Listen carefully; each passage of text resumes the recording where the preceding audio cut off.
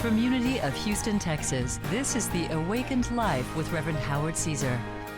Unity is a non-denominational spiritual community providing a positive, practical, and progressive approach to Christianity. Let's join the service in progress now with Reverend Howard Caesar. There was a guy that decided to take his new girlfriend, who he described as a little bit dingy, to a football game. And after the game was over, she had never been to a football game, and he asked her if she liked the game. And her reply was, "Oh, it was great. I loved watching those men in tight clothes and the big muscles. But I really just couldn't understand why they were killing each other over 25 cents. And her boyfriend says, "What do you mean?" And this gal says, "Well, at the beginning of the game, both teams flipped a quarter to see who would first kick off. And then the rest of the game, everybody was yelling, 'Get that quarter back! Get that quarter back! Get that quarter back!'" Well, hello, it's only 25 cents. So hopefully you all know the rules of the game a little better than that. That's not my talk today. But everything is energy. That's what we teach. Everything is energy. And all of life is relationships. And relationships are about the idea of giving and receiving and the movement of energies. And quality of life, one's quality of life, it is said, can be measured by the quality of one's relationships.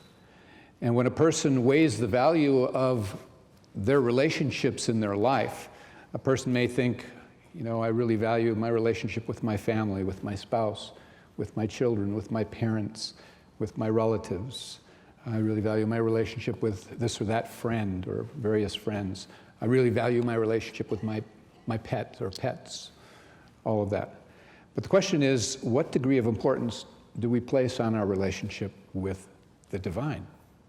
With the divine. In all of our relationships in this life, what value do we place on our relationship with the divine and the movement of energies, giving and receiving there? First, we have to assume that a person believes in God, that they're not an atheist. I love the story about the man who was a self-proclaimed atheist. He was Scottish. He lived in Scotland, was out one day in the afternoon fishing, and suddenly his boat was attacked by the Loch Ness Monster. Yeah, and with one quick flip, the man was thrown up into the air, tossed high, and the Loch Ness Monster opens his mouth to catch him. And as he's sailing head over heels through the air, he cries out, "Oh my God, help me!" And at once the scene freezes. And the atheist hung there in the air, and a booming voice came down from the clouds and said, "I thought you didn't believe in me." And the atheist said, "Come on, God, a minute ago I didn't believe in the Loch Ness Monster either." So I'm going to assume that we all believe in God, or you wouldn't be here, obviously, or you wouldn't be watching on television to make the effort to tune in and come to deepen yourself in the truth and teachings that we offer.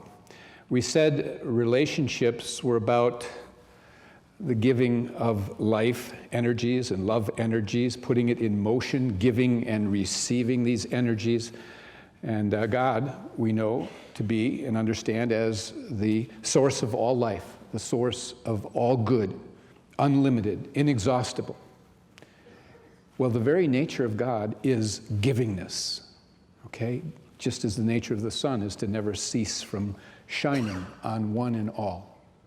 So in that relationship of giving and receiving, God itself, the nature is givingness, the giver of every good and perfect gift. And if we are not receiving and experiencing good in our lives, we have to say that really the trouble is not with God. It is, to some extent, with ourselves. And that doesn't mean that God is punishing us. Please understand that. Or withholding our good. It simply means that there are certain universal laws and principles that we have to learn, that we have to grow into, that we have to abide by, that we have to come into harmony with, to make it part of our consciousness. Today I want to talk to you a little bit about the power of prayer. We said that there will be a midweek series, 5-part, that Reverend Michael will be starting. And he asked me to kind of prime the pump, and I'm more than happy to, on this idea of prayer. And so the right understanding of prayer actually involves the right understanding of God and the right understanding of yourself and the relationship between the two. And that's an unfolding as well. The old idea of God being, far off somewhere, separate, off in the sky, in a robe, with a beard, all of that type of thing, and that basically prayer is then trying to get that God's attention, to beg and to beseech and to implore that God to do something that God is apparently feeling reluctant to do. It's all erroneous. People have been there, and that's the way they've thought of prayer to be, but that's not in true effective prayer. True effective affirmative prayer. Prayer is not about changing God, trying to catch his ear. God is unchanging, consistently love and goodness. So prayer is really, you have to understand, it's about changing us. It's all about changing us. And prayer is communication. It's communicating with the source. And communication is creation. And the more that you communicate, the more you have the energies of giving and receiving taking place. And the more that you are really in alignment with the creation of the highest and best that is possible, you're holding to the truth. Prayer is the channel which God uses to fill man's life with all the good that is the nature of the divine. It is like a track over which God delivers to man all the life, the love, the peace, the joy, the health, the abundance, the wisdom that his soul, mind, and body could ever desire or need. And so prayer is a means of staying connected. It's being engaged with the most important relationship you could ever have in any life. And it's to continuously swim in the current of God, and the current of God's life-giving energies, and to neglect basically a prayer life. And I know we all pray, but I'm just here to say congratulations on a deep prayer life that you may have, or wherever it is, maybe can be taken deeper in the realization of the significance, the power, the impact that a prayer life has. To neglect a prayer life is to be cut off from the source. The analogy is often given that used to compare not praying or not communicating with the divine to being like a river or a stream that's cut off from its source that is coming from the mountains, the waters. And if a stream bed becomes filled, as you know, with sticks and leaves and debris, the water is prevented from flowing freely, and it can become stagnant, and it can even dry up. And so man is different from the stream in the sense that we have free will. And we can either keep the connectedness there between ourselves and our source and be open to it, or we ourselves can, for various reasons, neglect, lack of discipline, lack of realizing the importance. We can shut it off. And in a person's consciousness, that often becomes the case in that it's clogged with not leaves and sticks, but with fear and ideas of separation and distance and external thinking geared toward the circumstances one is facing. And this causes the river of life actually to be choked off and unable to flow freely into a person's consciousness and their experience of life. So true, real, pure prayer clears out the stream bed. It allows the healing waters to flow. It brings life and wholeness to one's conditions of mind and body and affairs. And so when we pray, we actually are linking ourselves with the inexhaustible power that spins the universe. We're connected to the allness and the fullness of God. We're in communication with that. And to limit communication with God, which is prayer, is to limit the power of God in our life and in our affairs. And although God's power is limitless, you have to understand that God will not force his good upon us, that we have to actually take some steps. We have to engage. We have to take some action that is appropriate to opening the way And that's what prayer is. It's another way of communicating and creating and being one with. We're told by Jesus to ask, to seek, and to knock, okay? Jesus said in Matthew 7, this gospel, it's a Sermon on the Mount that he's telling, Matthew 7. He said, ask and it will be given unto you. Seek and you will find. Knock and the door will be opened unto you. For it is always he who asks that receives, and he who seeks that finds, and he who knocks that the door will be opened for. And he goes on from there to say, what man is there among you who, if his son were to ask him for bread, would offer him a stone? Or if his son were to ask for a fish, would to give a snake? Well, Jesus says, if you then, imperfect as you are right now, know how to give good gifts to your children, how much more will your Father in heaven give good things to those who ask him? Wow, that's a good question, isn't it? We're told to ask and to seek and to knock. I wonder how much we're asking, seeking, and knocking. And are we doing it appropriately? Because there's an effective way to do that and not do it. The asking refers to, is not about begging or beseeching, but it's rather about kind of indicating what is desired from the universal storehouse of good. It's not saying how bad things are. It's saying, here's what I'm looking for, here's what I'm envisioning, here's how I want to be, whether it's health, abundance, whatever. It's very important. And so prayer is not begging, it is not flattery, it is not contractual. God, if you do this, I'll do that. Or if I do this, you do that. It's not manipulative. And I think who would really want a God that we could influence by whoever begged the loudest, prayed the longest, or spoke with the most flattery? So the seeking and knocking part basically has to do with the desire or the intention, and also a sense of persistence. Now, think of this. God is a great reservoir of good, and it has to be tapped by our mind and our heart.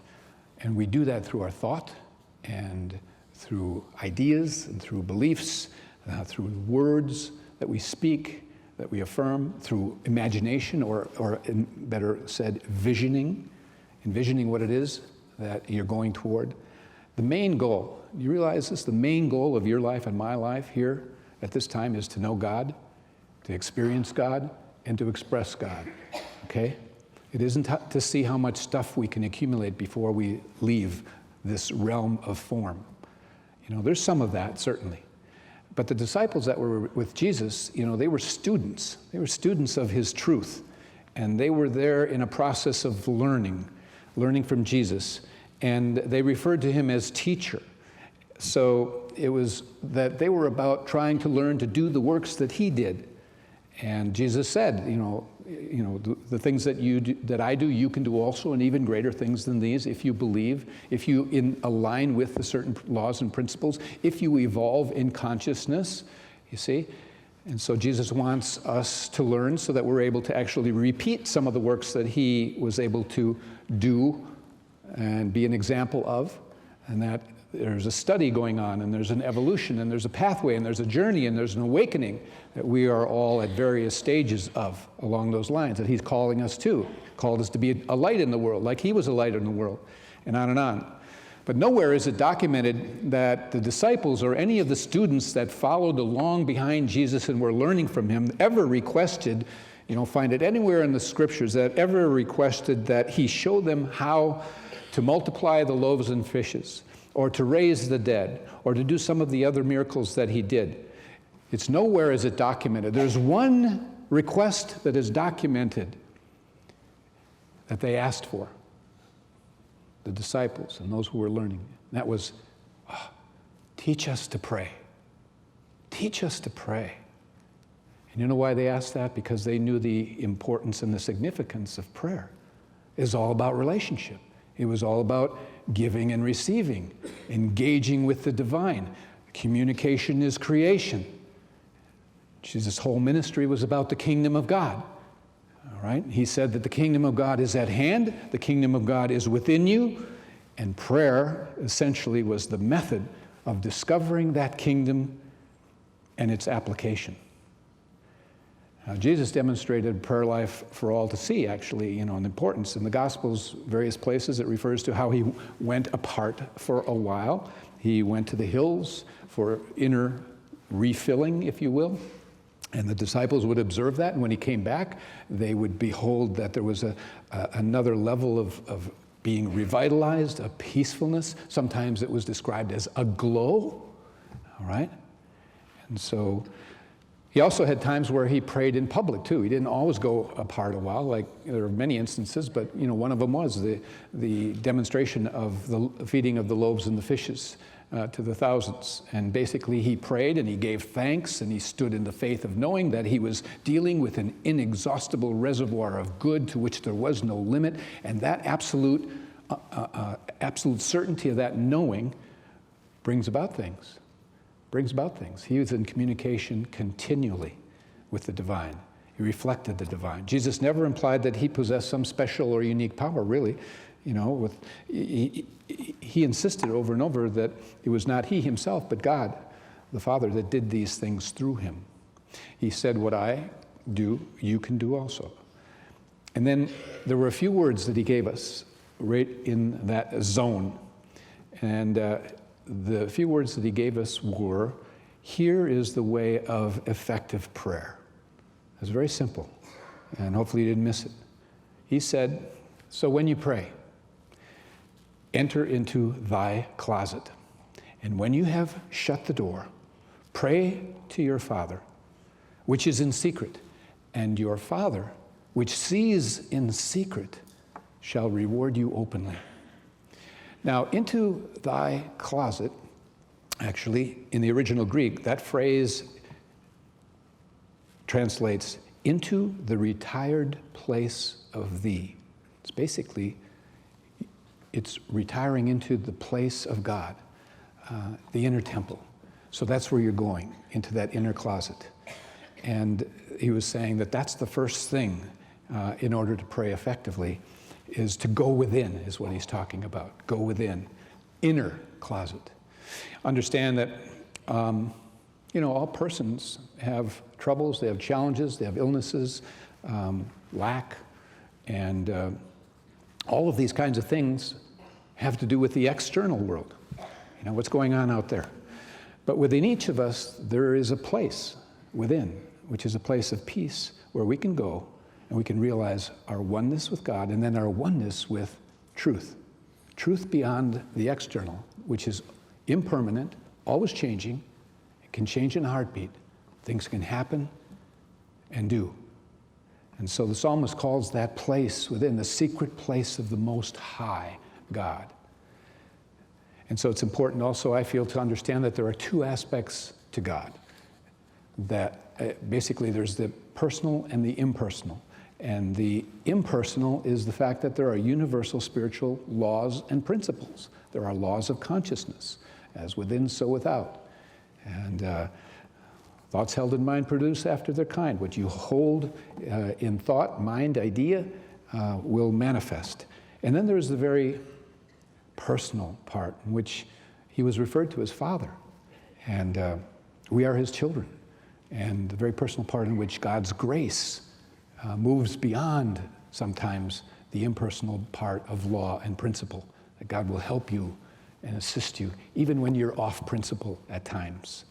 And so to know that God is a part of you, that God dwells within you, there is no separation. And so one is never praying to God, but God is always praying from an awareness that God is here, right now, all around me and within me. And to realize that, the realization of oneness.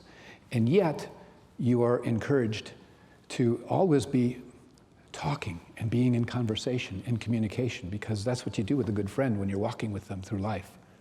They're there revealing things, helping you, assisting you. And so to have that level of bond is what you're encouraged to do.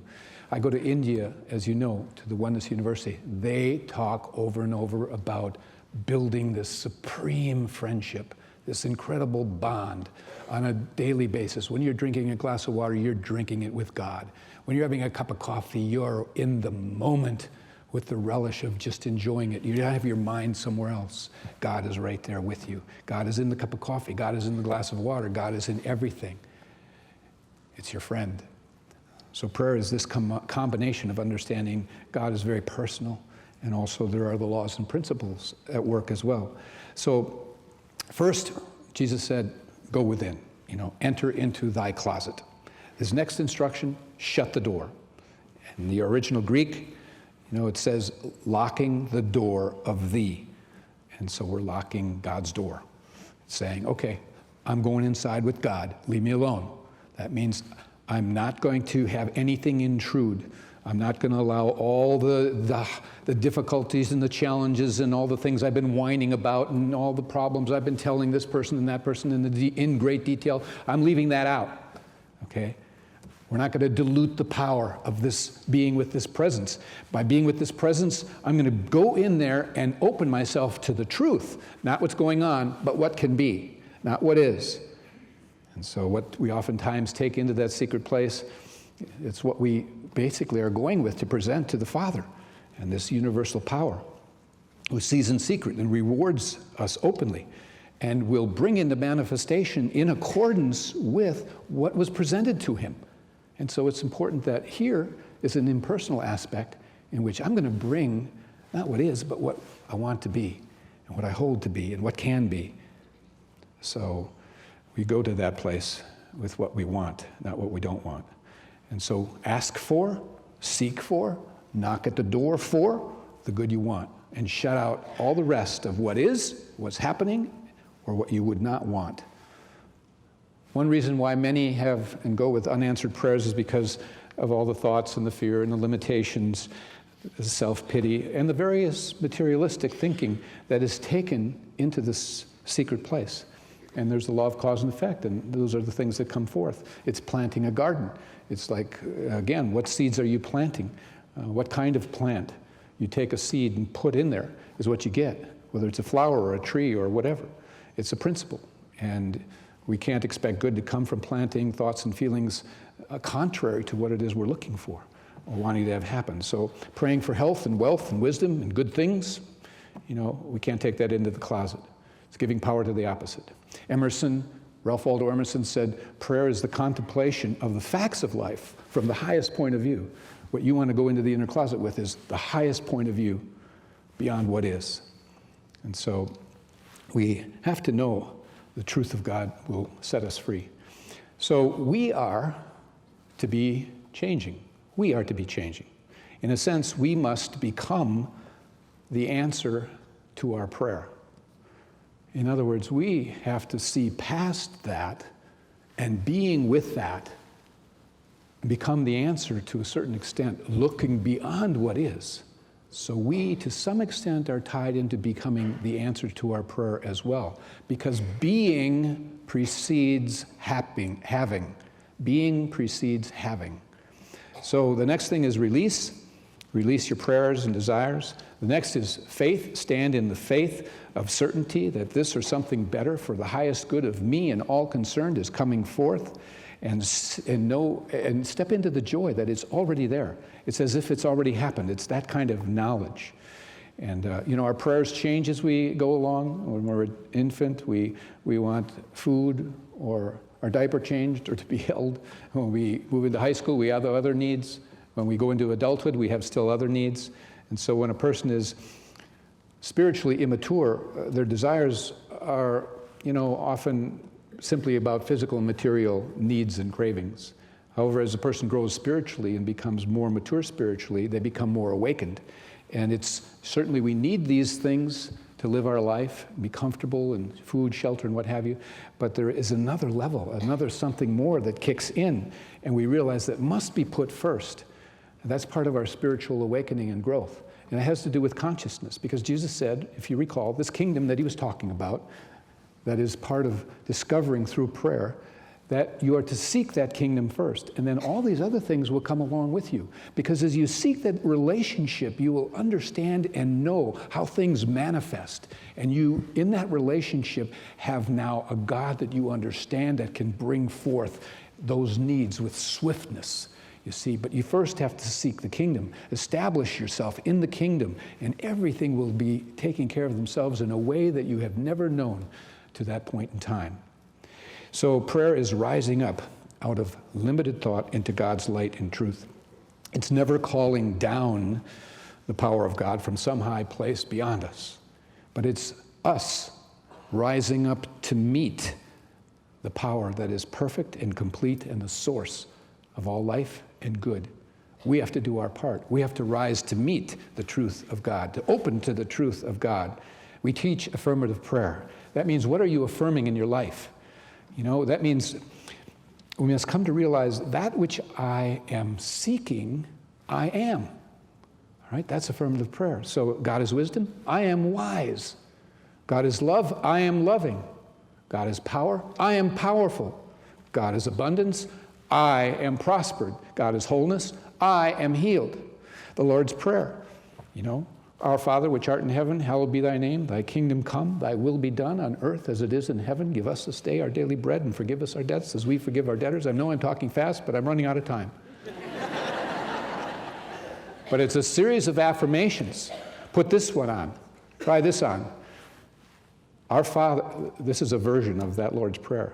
Our Father of the heavens within, your name is hallowed to me.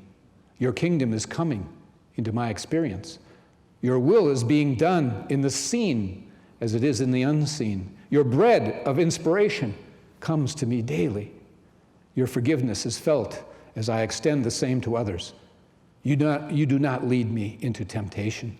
You deliver me from error. You are the kingdom. You are the power. You are the glory forever. Does that sound like affirmations? Why pray? Why pray? Well, you know, you've heard of an acronym, P-R-A-Y-E-R. Properly recognize always your eternal reality. That's why you pray. God bless you all.